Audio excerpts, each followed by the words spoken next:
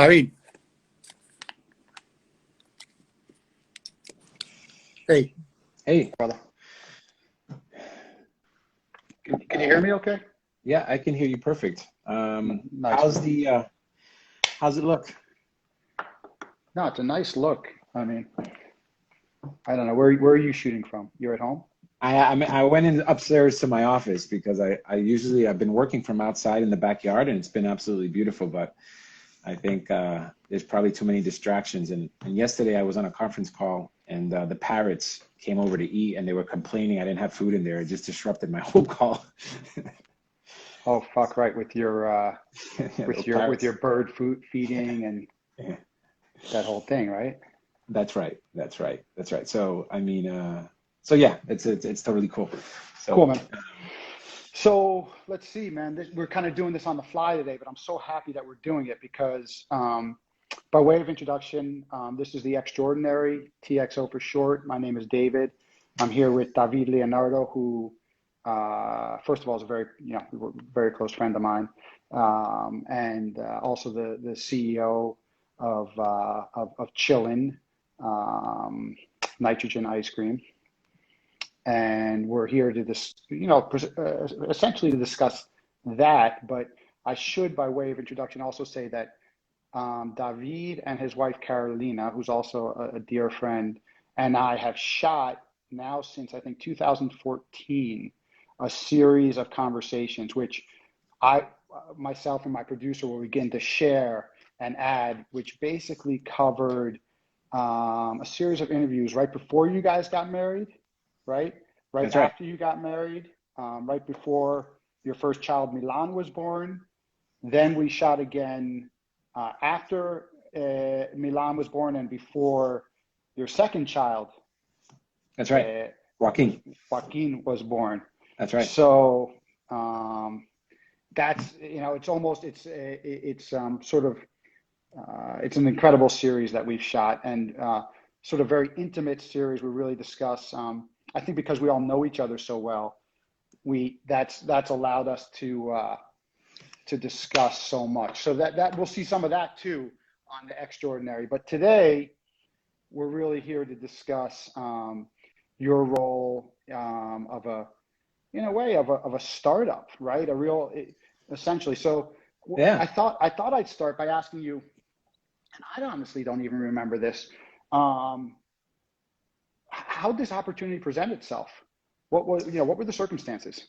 Yeah, it's interesting. It's a great question. It's an interesting story. At the time, I was actually at home with Caro. We had just had our first baby, and I was looking for opportunities to actually stay closer to home. So as you know, over the last, I don't know, 15 years, I've been growing other brands, but really requiring myself to be on a plane most of the week and just traveling internationally and domestically.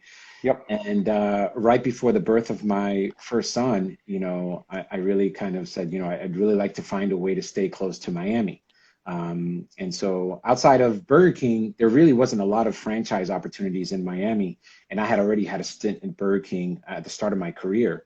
And so what interesting enough, a private equity group reached out to me during, I don't know, 2018 and started Mm-hmm. talking to me about potentially taking a leadership role with a small company, small ice cream company that that they had invested in or they were looking to invest in, and they needed somebody to kind of head up all of their development. Mm-hmm. And just, as you know, my kind of my expertise is really business development and growing brands and things of that nature. And sure enough, I met the owners and the founders, and I had a really good rapport with them. There was just a lot of really good chemistry. And I have to say, like, in complete transparency, right, one of the things that's really important for me is working in an environment that I feel really comfortable with the team, right? Not Mm-hmm. just kind of the team that I'm building, but also the Mm-hmm. team that I'm reporting to. And Mm-hmm. so I had a lot of questions for them. They had a lot of questions for me. We came away kind of really liking each other. And so I got hired to head up all of their development. What's interesting is what transpired over the next year is really how I got to be the CEO. But interesting enough, we had a development company that was going to head up all of the development, and I was going to oversee that development. And that Mm-hmm. development company, unfortunately, that relationship fizzled for a variety of reasons, and which basically meant that I was going to spearhead all of the development, and I was going to basically have to do all of the grunt work in many ways, which I'm not afraid of. Mm-hmm. But then the private equity group came and kind of through discussions with the founders and things of that nature, they kind of had a difference of opinion in terms of the strategy and where they Mm-hmm. wanted to grow. And this is something that a lot of early stage companies go through, right? You kind of find someone with a lot of money. That person brings in a lot of capital, a lot of expertise, but there may Mm-hmm. be a difference of strategy in terms of how you want to grow that company. And so the founders and the private equity group couldn't come to an agreement on how they wanted to grow the company. And here I am there kind of in the middle of this. Remember, Right. I was hired by the private equity group, but I'm Right. working with the family. And so sure enough, the family came over to me and kind of said, look, if we separate ways with the With private the equity private group, equity group. Right. would you be interested in taking more of a leadership role and kind of spearheading this growth? Because we think we can, do this on our own if with you at the helm. And so that's really how I ended up at the CEO role, and kind of really been there ever since. So, And, uh, and what was important? What was particularly important to you regarding the founders of ChillN? What drove your decision in terms of their character or what you'd observed uh, towards driving the relationship forward? yeah, so I think it's really a fundamental view on how I view leadership, right? And how I view kind of org structures in companies. Um, so you can either take two approaches when you start building a team, right? So you can hire people and then tell them exactly what to do, and say, look, this is how I want you to execute X, Y, and Z. And I've always been a big proponent that if I'm hiring you and I'm paying a salary to Mm-hmm. give you a position in this role, it's so you can tell me what to, like, tell me how to do that role, right? Tell me what we need to do. And so I've always been a big proponent of empowering people, and not necessarily micromanaging people. And I think that to me has been a big difference between the positions that I've been able to excel in and positions that I felt somewhat that I haven't been able to really blossom in. And so working with Danny and Donna, who were the two founders, they Mm-hmm. were really looking at me to bring in a huge amount of expertise and really teach them the ropes about franchising. They were going to in turn teach me the ropes about ice cream, right? And together, I felt that that level of collaboration was something that I was really looking forward to. Whereas some other, opportunities that have been presented to me was more like, look, I need you to do X, Y, and Z, and I need you to do it this way. And I'm kind of not that guy, right? You can Mm-hmm. hire anybody to go ahead and just execute your strategy the way you want it. I'm the guy that says, look, we need to get to point Z. I'm not really sure how to get there. Let's work together on how to get there. And it may be that it takes us a little bit longer, or it may be that we take a different road. But I think you at the helm could potentially be a really good leader to get us there. And I really am more apt and more better suited for those kind of journeys, if Yeah. that makes sense. And who how did what was the genesis of the decision towards driving ChillN towards a franchise model, which is sort of where you're Yeah, yeah, in the midst of now, right? yeah. Because how many like this was an give me a little bit background on the history, like how long when you met the founders, Danny and Donna.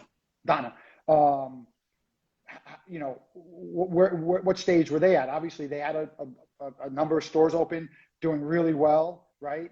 Yeah, Um, yeah, so yeah. it was essentially it was a small business, small to medium business, let's call it, success story at that point.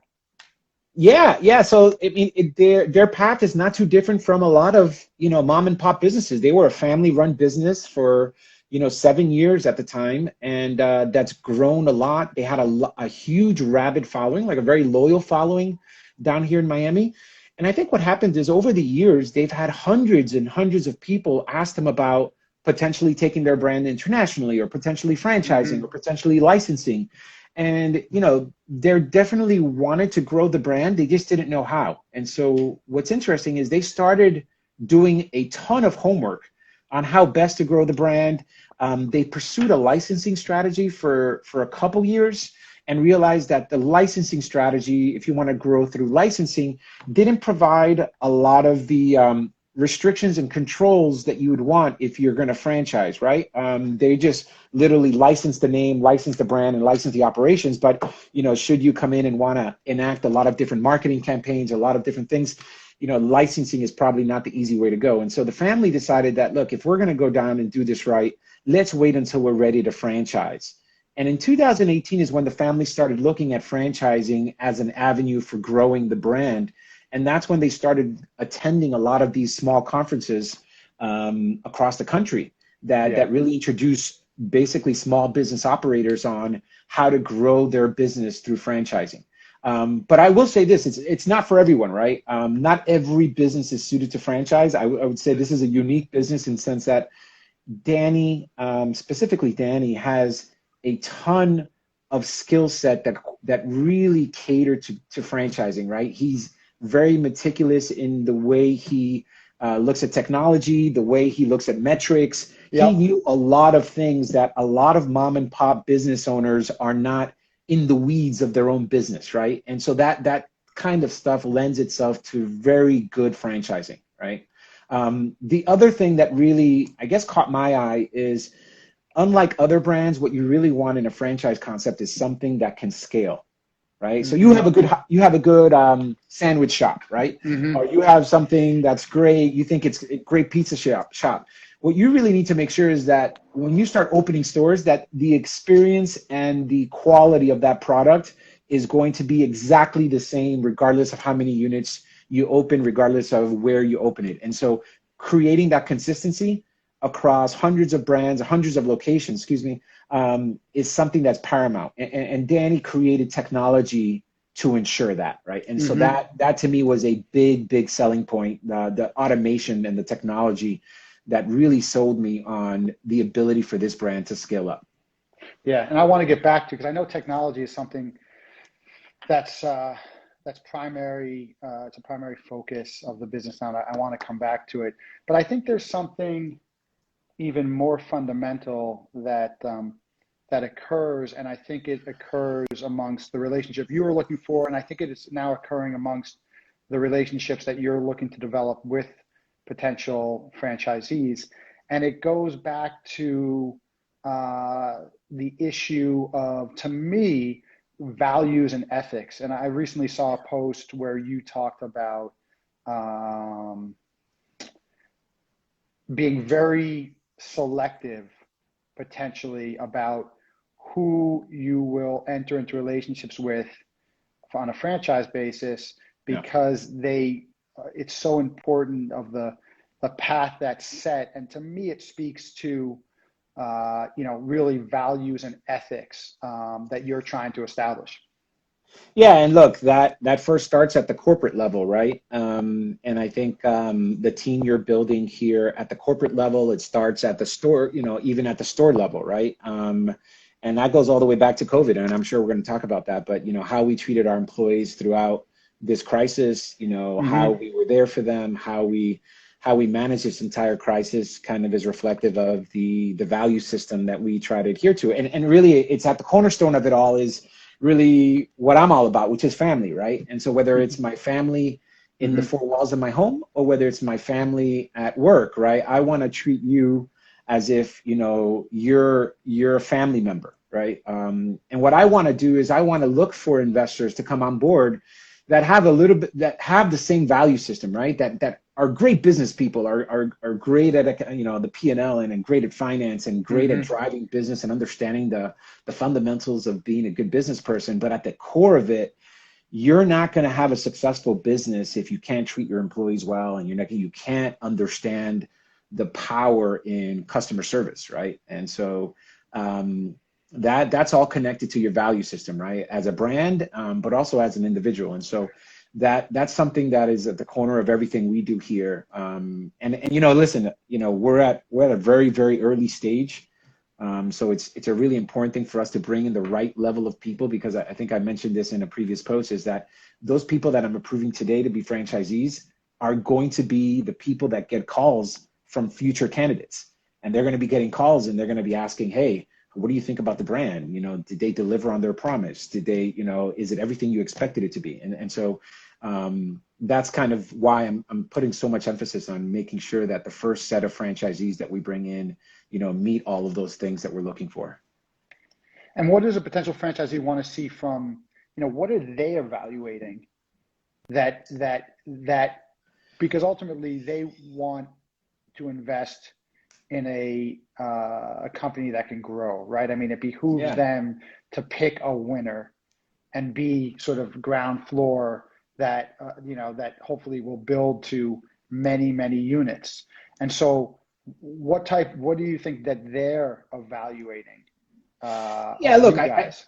I think the first thing they're evaluating is honestly the economics, right? What's the return on investment? Like there's clearly hurdles that everyone has that says how much is this going to cost and how much I can make, right? And Yeah, then once you meet that criteria, right? If you can meet the minimum criteria, like do I have enough money to invest in this? And if I invest that money, am I going to be making enough money to be happy? If once those criteria are met, it's like, all right, now is the brand a brand that I could see myself running and I could see being a player for, the next 10, 15, 20 years of me operating it, right? And so while we started franchising in 2019, we've been around since 2012. So the mere fact that we've been around for 9 years kind of solves the question as to whether we're a fly by night or whether we're a fad, right? I think we've proven enough in this Miami market that the way we're creating ice cream is not something that's just, going to be a fad, right? People are not going to go now back to the way coffee was made 20 years ago, which is they made a cup of coffee in the morning at a coffee shop and kept it warm there for any customer that comes in and then right. just pour the coffee. No, they're going to stay making custom roasted coffee for every customer when they come in, right? And that's kind of what we're doing with our ice cream experience, right? We're making one cup at a time. And what I'm doing is I'm just trying to accelerate that, right? How do I make that experience even more enjoyable for people when they come in? So I don't know if that answers your question, but I think those are the things that people look for when they come in. And then, something else is that I want someone that I can get along with, right? I mean, listen, if I'm visiting your store, wherever it is, yes, we're going to talk about business. We're going to talk about your numbers. We're going to talk about driving business. But then after that, right, let's go have dinner, right? Let's talk about your family. Let's talk about kids. I want to talk about my family. Are you someone that I'd be proud of telling someone, hey, go visit that ice cream shop up in New York, or go visit that, this franchisee is really cool. Tell them I sent you. Those are the things I kind of want to make sure that I feel comfortable with, and that person could be a brand ambassador in that market. Right. I know to you that this is the first time that you've been a CEO. Yes. And it's a big deal, right? I mean, it feels like it was a sort of a momentous step in your career, and something I think that you really Yeah. had strived for. Yeah. No, listen, it's something that I had as one of my goals. More than about 20 years ago when I started my career, and it's definitely something that I've always felt that I wanted to be in a position to lead a team, and I've been fortunate enough to lead teams in my departments at senior roles in different companies. But to be able to kind of lead the entire culture and work alongside my partners and building a culture that we all believe in, I think is something that I'm super, super excited about, right? Yeah, it's been a dream of mine for a long time. And how do you go about, I mean, there's sort of this like probably unfair stereotype about South Florida and Miami that finding good quality, dependable employees, especially young people. I figure you have a lot of young people Yeah. working in your stores is hard. First of all, what's been your take on that stereotype versus the reality? And second of all, how do you go about building, the best team you can? Yeah, look, I've been living here for a long time in Miami, and that stereotype doesn't just lend itself to corporate environment, but it also lends itself to kind of like more of a social environment, right? I think you and I have always had these conversations where people come down here and they say, Miami people, it's really hard to meet good people in Miami, and you and I have been talking about this for years. That I think that's Right. it's a false, it's basically a false Yeah, it's a statement, false false fallacy, premise. it's Yeah. false Yeah. premise where I think Miami's full of great people, great smart people, great, people that are caring, people that aren't fake. I think, everything you kind of see on social media is not necessarily core Miami. Here's a trick. It's not a city where you can just bump into people at a bar like New York and you find out that, wow, this person has such an interesting background. I think good people know good people, right? And I'm just a strong believer in that. I've always said that with my friends, and I've met some of the best friends of my life, here in Right. Miami. And it's because I've been able to associate myself with good people, and those people have a connection of good people, and we all get together and do dinners and go out and Yeah. kind of socialize each other. Yeah. And honestly, that blends into corporate life, right? We don't necessarily, we start first with hiring from within. Every single employee at the corporate level started out as an employee at the store, right? I'm literally the only person who hasn't worked in the store or started my career in the store. And I think that speaks volumes about the culture we're trying to create, right? I'm sure that as we get bigger and bigger, we're going to have to go outside of that. But as of right now, there's nobody we're hiring that we haven't probably worked with for the last, 4 or 5 years, Yeah. or hasn't worked with us. And so I think that's a way that we kind of find a way to vet, certain people. We've actually worked with them for a long time. And so it's not that hard to kind of vet people for us, because usually they're either in high school or in college working for us, and we've given them opportunities to basically after college come work for us, and we'll teach them the ropes, right? Yeah. Yeah. And back to your point about Miami, I mean, I agree with you. I've met great people down here, but I've always said you have to be willing to work through Yeah. a lot of potential friendships in order to find the ones that work. So yeah, but whenever people say like I can't meet people in Miami, I'm like that's fucking bullshit. And I question whether what about the other cities you've lived in, because it doesn't resonate, man. I think it's bullshit. Yeah. Um, Yeah. what about what's been? Can you give me a example of somewhere that's been a real, either you've hit a real bump or there's been a real struggle, there's been some internal debate, some internal between you and Danny and Donna? I mean, I'm curious to hear about Look, that I'm type of not. situation. I've been fortunate that we haven't necessarily had any disagreements, right? We're three people, any major decisions we kind of have to all vote on, right? And so, we're the only owners of the company. But I will Hmm. tell you this, and I'll share this with you because I think it's maybe a lesson, or maybe something that maybe a lot of early stage franchisors or every business is coming. We were approached by a very, very high net worth family office early on in our franchise trajectory, Hmm. um, that really wanted to help us grow. I mean, all across South Florida, we were going to kind of handle the growth for them. We were going to create a separate operating entity that was going to handle the growth, and we were going to really double the size of our company in a very short period of time. Um, that was coupled with them, requesting to make an equity investment in the company, which we thought would be a good idea, given their expertise and things like that. And, this was literally right before COVID. I'm talking, the months leading up to COVID. And unfortunately, I think it's a good example of, putting a lot of our eggs in one basket and spending so much time Right. chasing the whale, as we would Yeah. call it in the industry, Yeah.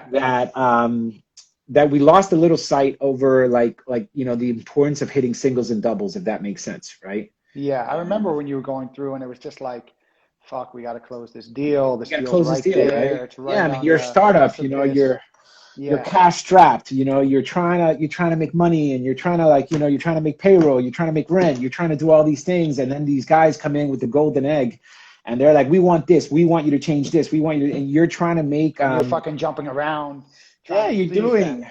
And not Right. only that, but I'm spending legal fees. Now I'm spending on top of my operating expenses. I'm spending a ton of legal fees and things of that nature. And Hmm. this was a very, very stressful time, for all of us, Danny, myself, and Donna, and the rest of the team, because we saw the potential that it could bring, but we also saw the stress that came along with negotiating this deal. Right? It was Hmm. like every single thing we had to kind of negotiate, and the lawyers were just ruthless. And unfortunately, or fortunately or unfortunately for us, the Yep. market started showing little signs of like, hey, there's a hiccup in the market, at the beginning of March. And sure enough, it was right after we had this huge day of all of our lawyers talking the entire day of negotiating all the terms. We actually came to an agreement on all the terms. And then they basically said, oh, yeah, we'll take a look at it after we come back from our tennis camp. And I was like, what? You know what Yeah. I mean? And sure enough, the market kind of had a little bit of a correction during that week. And they came back and they said, hey, what if we reduce the size of the deal to this? Because we don't know about the market. We don't know what's going to happen. And finally, I had to go back to Donna and Danny and say, guys, I'm done. Like we're done. And sure enough, that was a tough time. That was a really tough time for us, because not only did we spend a lot of time, money, and effort, but it also meant that we weren't focused on hitting our singles and doubles and what really makes a young franchise grow, which is, we're going to have to open 1-store units and 2-store units with guys instead of going after the big whale. And so that was a big lesson. And then obviously COVID hit and everything like that. And so what we did was we just focused on the basics for the next year. And I don't know, maybe that's a lesson in life too. You kind of try to focus so much on like the big prize when, sometimes it just takes, that one step at a time approach to kind of get there. Yeah. And that's what we realized in that journey. Where are you guys now? Give me a sense of, I know you have quite a few, stores open. You've been expanding. All, Yeah. I believe, being opened by you guys to this point, right? Yeah, so look, I think 2020 was a year where we experienced a lot of positive stories in light of COVID, right? We experienced growth in our sales. So our comp sales were up 3%. Some of our stores did a lot better than that, but our comp sales were up 3%. Our margin actually decreased. So we made a little bit less money because we spent a lot more money, keeping the stores clean, masks, gloves, Right. Paying employees that had to be out sick and, like closing stores down. So, I'm happy to say we didn't lose money during 2020, which, for being in the restaurant business, and you were previously in the restaurant business for a period of time in New York. Listen, I consider it a success story, right? To not have to say that we lost money. But what's interesting is during that time, because of so many people coming to Miami from other parts of the country, we saw an explosion in interest in our brand. And so we saw a lot of candidates coming from Texas, coming from Nashville, coming from New York, a ton of New York interest, right? Coming to us and saying, hey, we don't have something like this back in, Texas, back in Tennessee, or back in New York and stuff. Could we potentially talk to you about growing? And then obviously a lot of international interest. And so we probably have at this point more interest in our brand to become franchisees than at any given time in the history of the brand. And so knock on wood, that means that over the course of the next, 2 to 3 months, we're going to be closing quite a bit of deals that, could result in us growing our base of stores quite a bit, not just in South Florida, but potentially some other states. Right. And how does one look at that strategy? Like, since your base is South Florida, how many stores are open currently that you guys have? Eight stores. 8 stores. And so, like, your base is here, all in South Florida. So when you start opening franchise stores, is it important to do it where your base is and then grow out sort of germanely from the base? Yeah, so if you're going to grow a franchise strategy, ideally what you do is you kind of grow contiguous markets, right? So we're down in Miami-Dade and Broward, you kind of go up to Palm Beach, and then you kind of go up to Orlando, and you got to go up to basically try to stay as close as possible to kind of keep your operational structure in place. When you look at growing outside that core region that you could support more quickly, you have to be a little bit more picky about who your partner is going to be. And so what happens is that as we're growing in some of these other markets, our bar for who that franchisee has to be higher, right? So what is your background? What is, what current businesses do you have? What kind of experience do you have managing a team? Because I'm not going to be able to be there every month. I'm not going to be able to send a team every month or 2 months, right? I'm going to be there for your opening. I'm going to be there for a week after, and we're going to be on the phone for the first month. But then after that, it's going to be, hey, how are things going? the good news is that we have a lot of systems in place that I know what your sales are. I know what you're doing. I know how to give you support. Like I know how to give you marketing support and operational support remotely. But the bad news is that, you're not going to see me, right? You're not going to see me in person, until we go visit your store, which is going to be less frequent than if you were here close by. But yes, the bar has to be higher for the candidates that we bring on board that are outside of our core nucleus. Right. Well, it also speaks to something that we want to discuss a little bit, which is the immediacy of technology today. Like we're shooting this, Absolutely. right? It's sort of an immediate, it's kind of fucking incredible in a certain Absolutely. way. But also you can have points of touch remotely much more effectively than before. So even though you may not be able to, if you guys open in other states and whatever, you may not be able to be there as much. There's Right. still a lot of points of touch that can occur, I sort of mean, remote video and yeah. Look, I'll give you a small example. We just started a relationship with a company that is going to be basically polling basically all of our customers who come in, and we're probably going to get on average somewhere between 30 and 50 points of feedback from our customers on a monthly basis on our cleanliness, on our quality, on our customer service, on our operations, on everything under the sun, right? So there's about a 30, 40 questionnaire, right? Questions for the questionnaire for that person to fill out. Can you imagine the power in that, right? So imagine you having a store in New York and me at headquarters. I know on a daily, weekly, monthly basis. Obviously, they go in anonymously. No, this is customers. Forget it. This is not even a paid. This is not even a paid mystery shopper. This is literally just customers. Me going to customers after you're a customer and saying, "Do you mind filling out this questionnaire about your experience?" Okay, so the customer would go in not knowing that post engagement sale that they're going to be asked to, hey, okay. Yeah. And so historically what happened, 10, 15 years ago is you would hire a firm, to your point, that would send a mystery shopper in, once a month, once a quarter, and nobody would know who that is. And that person fills out a form, and you pay that person. It is now so much more powerful and so much more influential to that franchisee for me to say, forget about that one mystery shopper. Here's what 50 customers of yours said last month.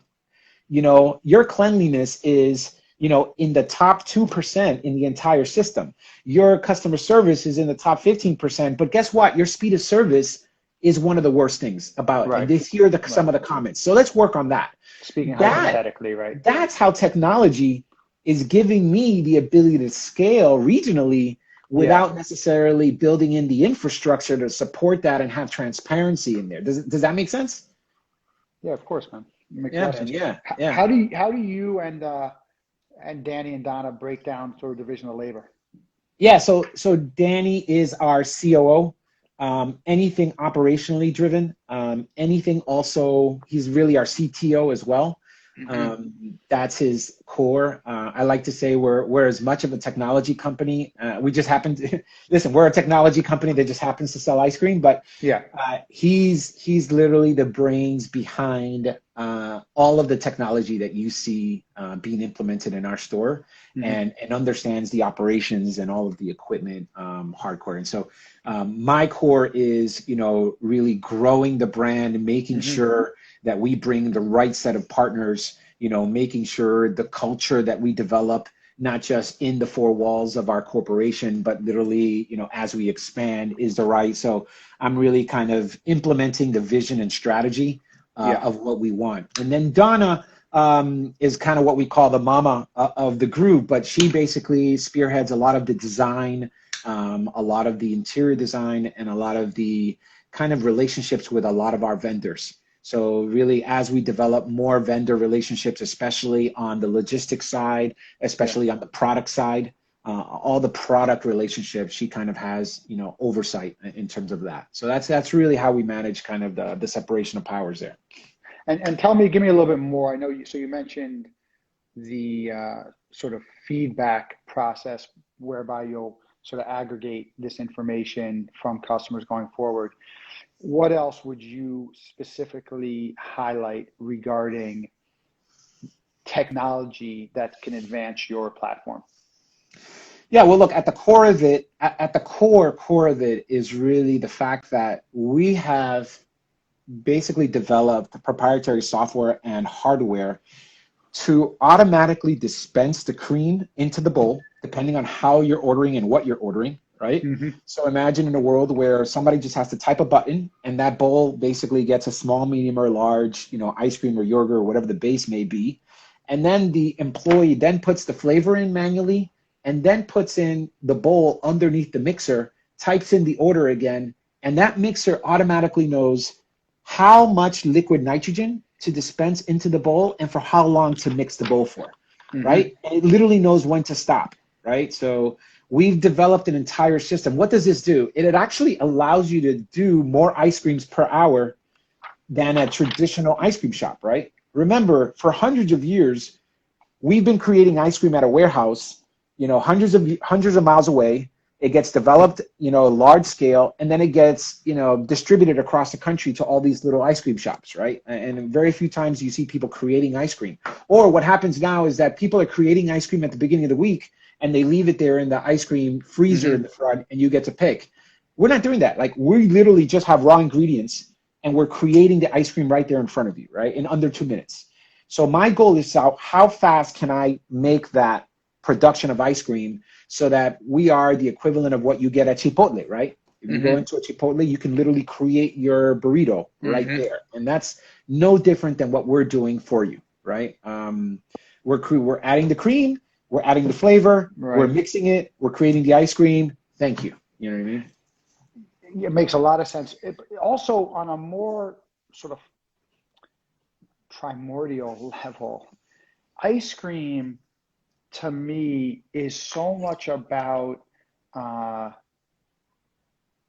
in a lot of ways, it's about this very comforting experience. It's about Yeah. nostalgia in a Yeah. way, right? I think Yeah.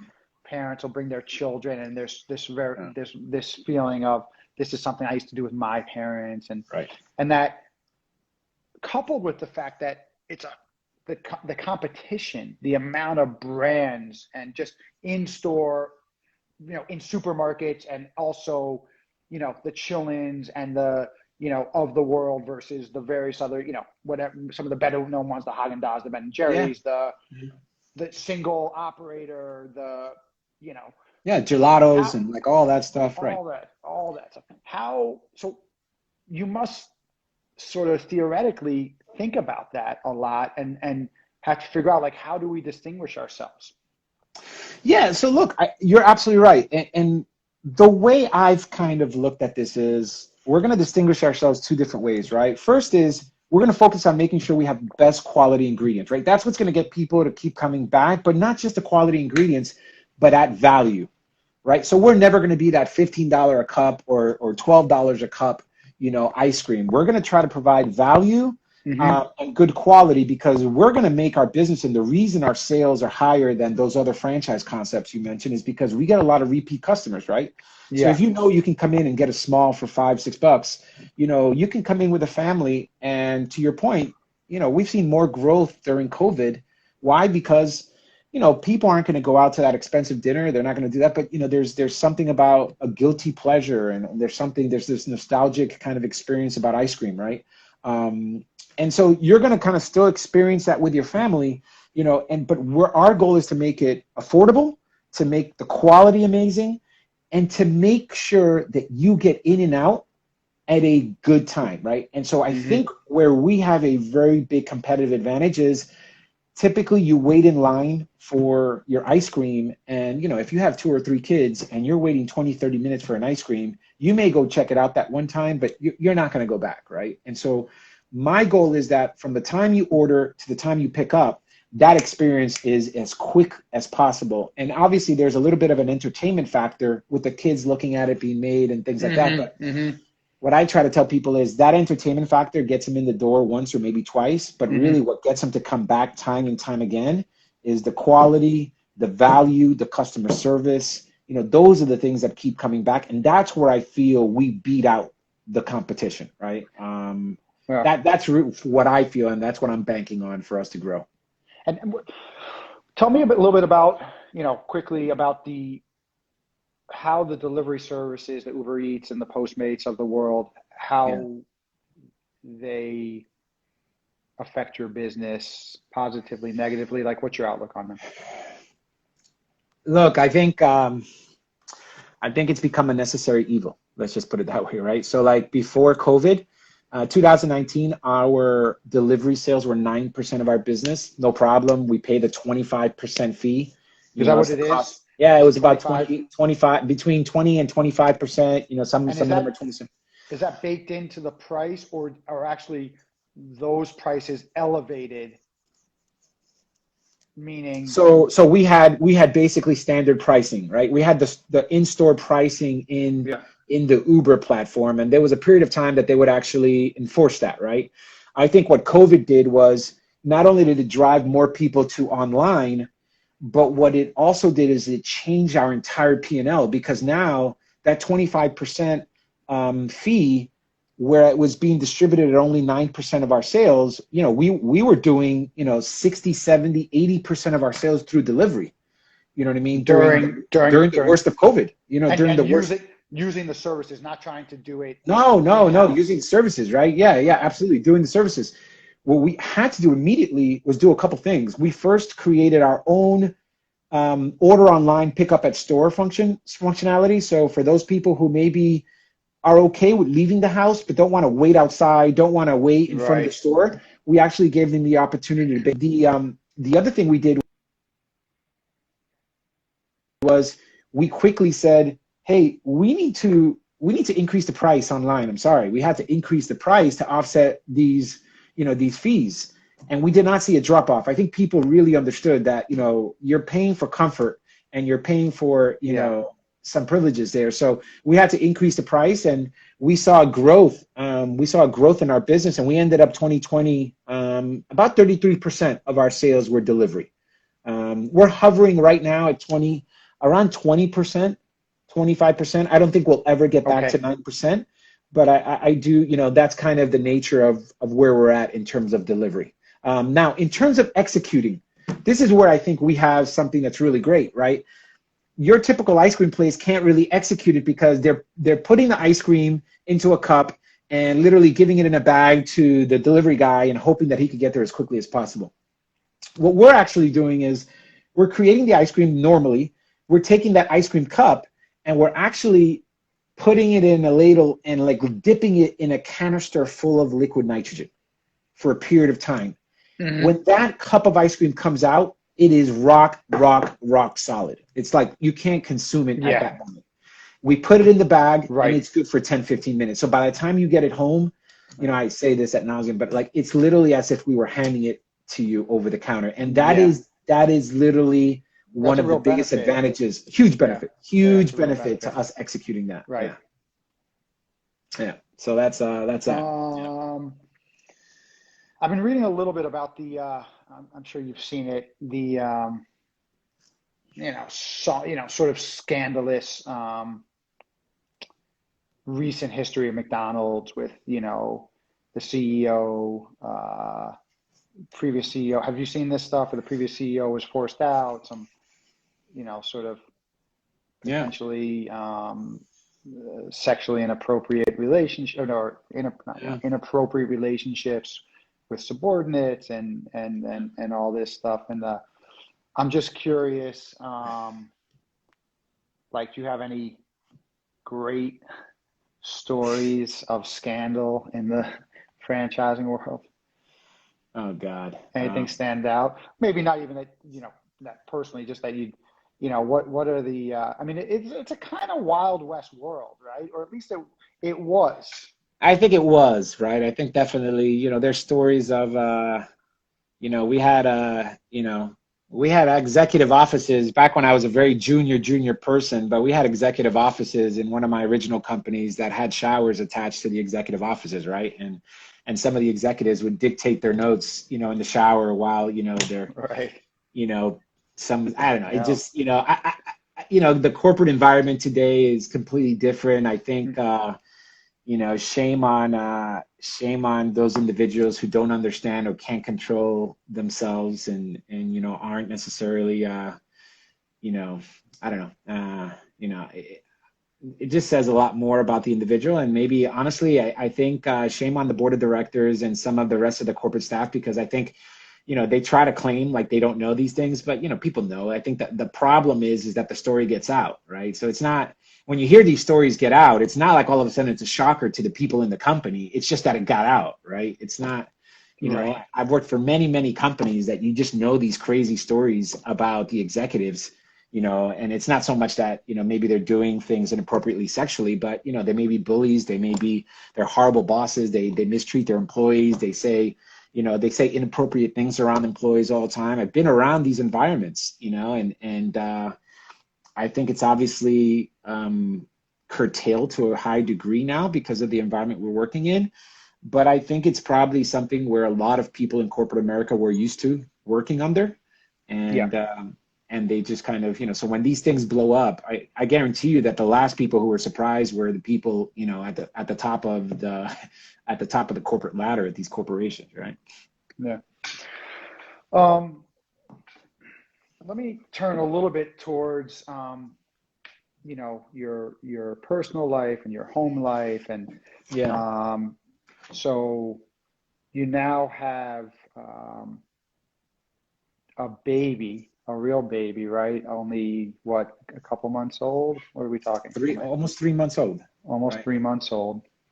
Yeah. And then Milan, who just turned what? Three. He's a little over three, right? Like Yeah, almost 3.5. right. When was his birthday? November? October. Yeah. October. I fucked that up. Madonna. Yeah. Um, no, but I did send him a gift. Don't You forget did. that shit. All You right. did. Tell Carolina I better get that I better get that invitation going forward. Right. Right. Um, but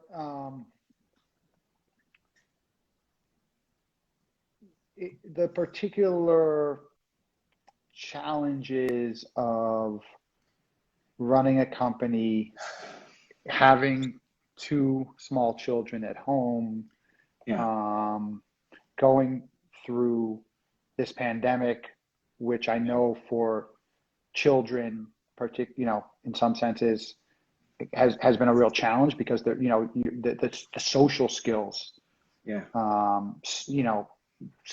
start getting not developed as they should. But I also feel like you guys have done really well. Yeah. You and Caroline have done really well of sort of navigating all of this. Yeah. Look, I think first and foremost, like I think it's a partnership, right? I think regardless of the role that I have here as CEO, um, my son could care less, honestly, Mm-hmm. about anything I got going on here. He'll bust into this room any second now, and yell at me and drag me over to kind of come play with him. So yeah, I've that's just the nature of kids, and I think having a great partner that understands that and can help chip in and doesn't keep score, right? I think Mm-hmm. that's kind of one of the things that really made me fall in love with my wife. Caro has been someone that's been a great partner, a great friend, but someone who's kind of like, hey, look, we're going to go on this path together, and sometimes it's going to be her who carries the weight, and sometimes it's going to be me. In our 7 years of marriage, there have been times that I've been unemployed and she's been employed, and then there's been vice versa. And then there's been awesome times where we've both been employed and making money. And now she's taking a back seat to her career to kind of raise our two kids, but at the same time working part time and doing some consulting. And so, and it's part of me supporting that and her supporting me, and kind of going Mm-hmm. out to family and kind of going out to the outside support group. Listen, this is no different than everybody's experience during COVID as well. There's been stressful moments during that because you want to be the best for your kids. We decided to postpone Milan's introduction to schooling by a period, by about a year. And Mm. now he just started schooling. But we were worried. We were worried about his development. We were, worried. And Gato's doing her things. She's kind of taking care of, the house and taking care of her career and I'm doing my stuff. And at the same time, we're worried about a 2-year-old getting too much TV time or getting too much tablet time, right? And again, it's just stuff that we have to tackle together. And I think that at the end of the day, me and Caro agreeing on the path we're going to take as a couple.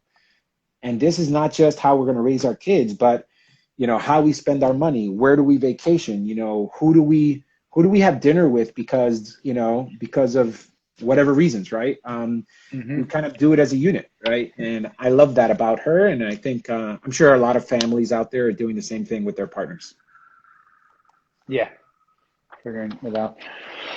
Man, well, there's a lot that I wanted to use this sort of introductory conversation to lay out, sort of a lot of topics and just sort of touch on them. And I think we can come back, to them as we go forward. I think it'd be awesome to shoot the next sort of segment of our ongoing series that I've done with you and Carolina, and do it live because, there's an immediacy to it, right? And, you and I have been having this conversation for a long time, right? Because, I've recorded a lot of conversations in a format, though, that wasn't, this immediate, right? And this just brings an immediacy to it and an ability to record it and then sort of, if you want, edit it. But look, I mean, there's so many topics, right? I think there's a lot of topics, and I'm someone who's always liked to save things for posterity's sake, and for the sake of looking back on it, for the sake of saving things for my future children. So I'm the guy that is looking up the family tree. I'm the guy that wants to take pictures at different moments. I'm the guy that tries to write letters to my future self or my future kids, right?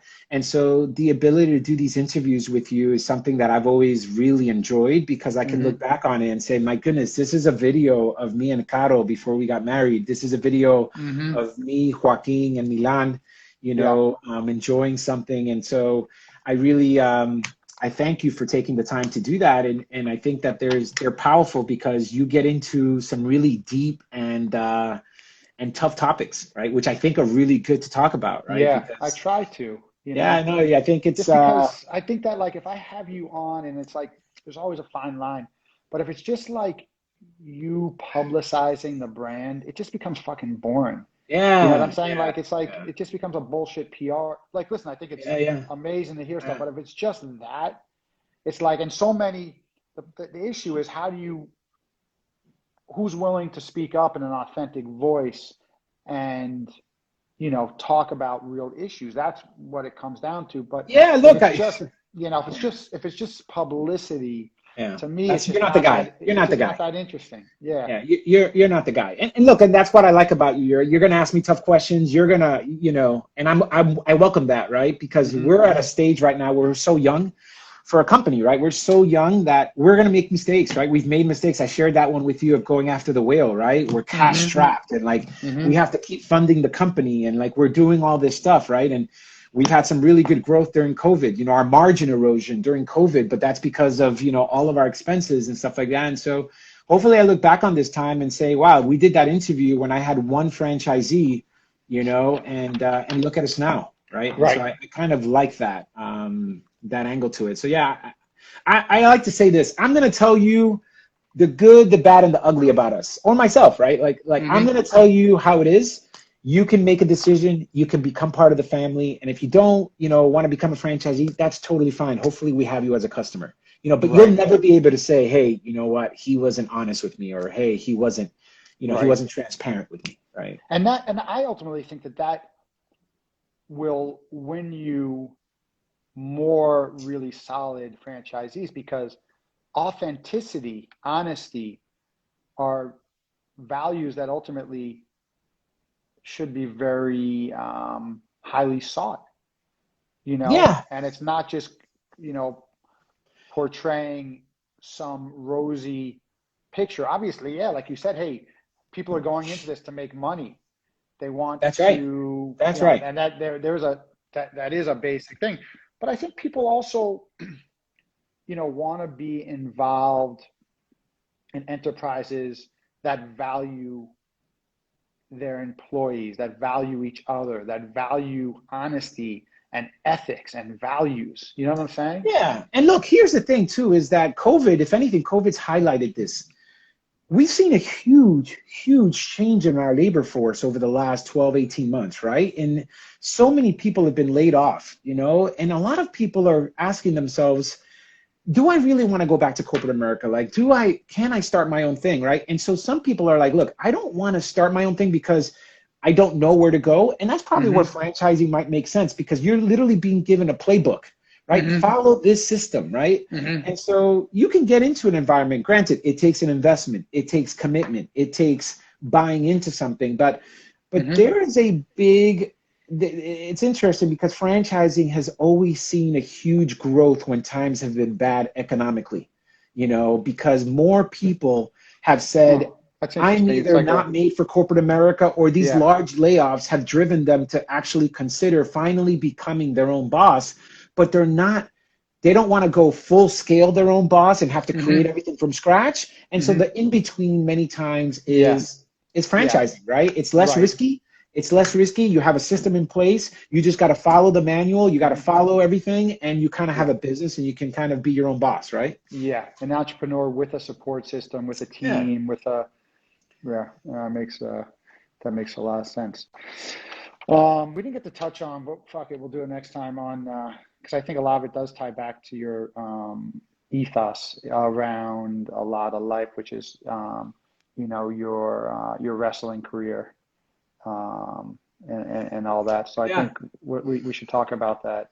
Look, I think the wrestling, I think my roots, my family roots, I think is something that's been a big driver in who I am, and my mother being a single mother, raising 3 boys and making it, and I think seeing that as an example has really driven me. Like, there is absolutely nothing I will ever face in my life that I can't look back and say, my mother had it harder, right? And raising 3 boys on your own, and I'm sure that's the same case for a lot of people, but I think that's something that's always at the core of who I am. You know, looking back and seeing what my family did to come here to this country, and get to a point where I'm sitting here today, right, as a CEO of a small company and trying to grow it. And so I think that's something that I welcome the chance to talk to you more about.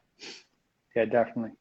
And you know, listen, you've always been so supportive of this endeavor of mine, you know, to be doing this type of, you know, sort of art in a sense. Yeah. And I really appreciate that. We've shot some great stuff. Obviously, we have this, you know, extremely close friendship, which is really the basis for it. And I think we benefit from that because there's just a lot of shared experience and intimacy of relationship, of friendship, that, you know, benefits a conversation like this, which obviously I won't get with a lot of people that I'll be having these conversations with, right? But it's always a pleasure to, you know, record this type of conversation with somebody who I do know so well, and you know, try to bring forth, you know, your story in an organic way. So, and listen, I applaud you. I applaud you with the launch of this channel. I know it's something that we've talked about for more than a decade, right? And so that you're finally getting to a point where you're doing something that I really feel, you know, is your calling, right? I think you have a really good way of bringing out a lot of information, not only from those you know, but those you don't know. So I commend you for that, for launching this. And I look forward to listening to more of your interviews, and thanks for your time today. Yeah, brother. Okay. Great chatting, man. And we'll have to do this regularly. I appreciate it. Absolutely. Take care, man. All right. You too, man. Take care. Bye.